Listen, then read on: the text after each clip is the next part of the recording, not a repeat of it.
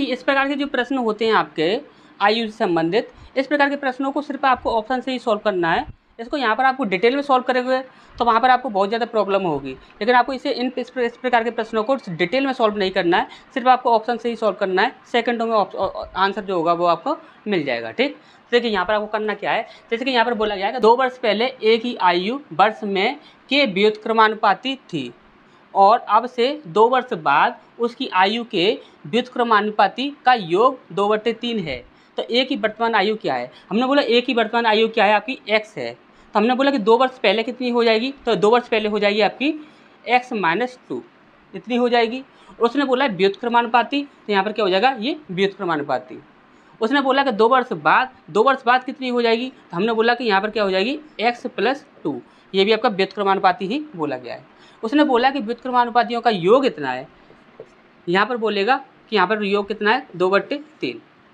अब आप इस प्रश्न को सॉल्व करने बैठते हो तो यहाँ पर बहुत ज़्यादा आपको प्रॉब्लम होने वाली है। यहाँ पर एलसीएम वगैरह निकालोगे, यहाँ पर देखिए एक ब्रैकेट में a + b, एक ब्रैकेट में a - b, इस प्रकार से आप रखोगे, काफ़ी ज़्यादा आपको प्रॉब्लम होगी।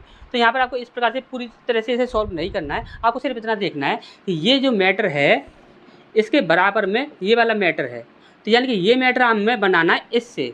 तो हम कैसे बना सकते हैं? तो हमने बोला कि यहाँ पर वर्तमान आयु हमसे यहाँ पर पूछी गई है और वर्तमान आयु हमने क्या माना था? x माना था। तो यानी कि वर्तमान आयु तो आपकी ऑप्शन में ही दी गई होगी। तो हमने बोला ऑप्शन में से कोई भी एक ऑप्शन रख कर देख लो, जैसे कि हमने आपको पहला ही ऑप्शन रख कर देख लिया यहाँ पर 4। यदि हम 4 को यहाँ पर रख देखें तो यहाँ पर देखिए कितना हो जाएगा? 4 में से 2 गया तो यहाँ पर कितना बचेगा आपका? 2, यानी कि 1/2 प्लस यहाँ पर हम 4 में यदि हम 2 को जोड़ देंगे कितना हो जाएगा? 6 हो जाएगा, यानी कि 1/6।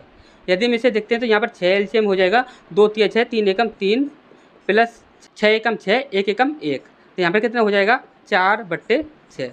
4/6 का मतलब कितना हो जाएगा? 2 दूनी 4 और 2 × 6 कितना बन रहा है आपका? 2/3। हमें कितना चाहिए था? 2/3। जब 2/3 यहाँ पर है, 2/3 यहाँ पर है, तो यानी कि ये आपका बराबर में बैठ रहा है, तो यानी कि ये आपका आंसर बिल्कुल सही हो जाएगा और कोई भी आपका आंसर नहीं हो सकता।